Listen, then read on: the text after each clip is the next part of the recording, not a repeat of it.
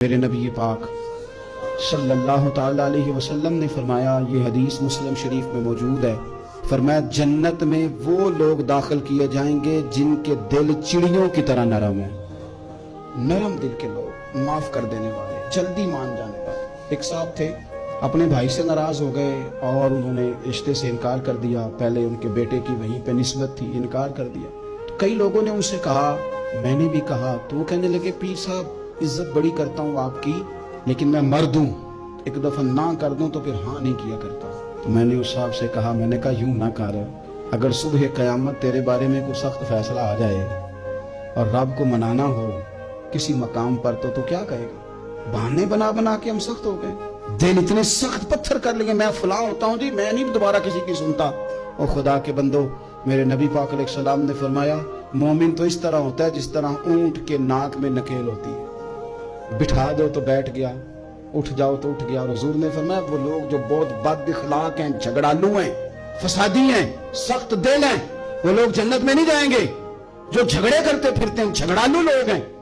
عزیز دوستو، اپنی زندگی کے اندر طبیعت میں نرمی، اگر طبیعت نرم ہو گئی نا جی، مزاج میں نرمی آ گئی، تو پھر آپ محسوس کریں گے کہ آپ معاف کرتے بھی جلدی ہیں اور معافی دیتے بھی جلدی ہیں۔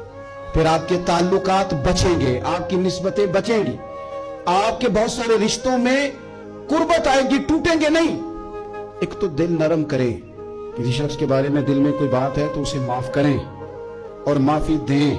کچھ لوگ بالکل ٹھیک ٹھاک ہوتے ہیں، کوئی ناراضگی نہیں ہوتی، لیکن آپ نے بچی کی شادی کا کارڈ دیا نہیں تو فوراً ناراض ہو جاتے ہیں، اور پھر آپ سمجھا رہے ہیں، قائل کر رہے ہیں، وہ تیار ہی نہیں ہے قائل ہونے کو۔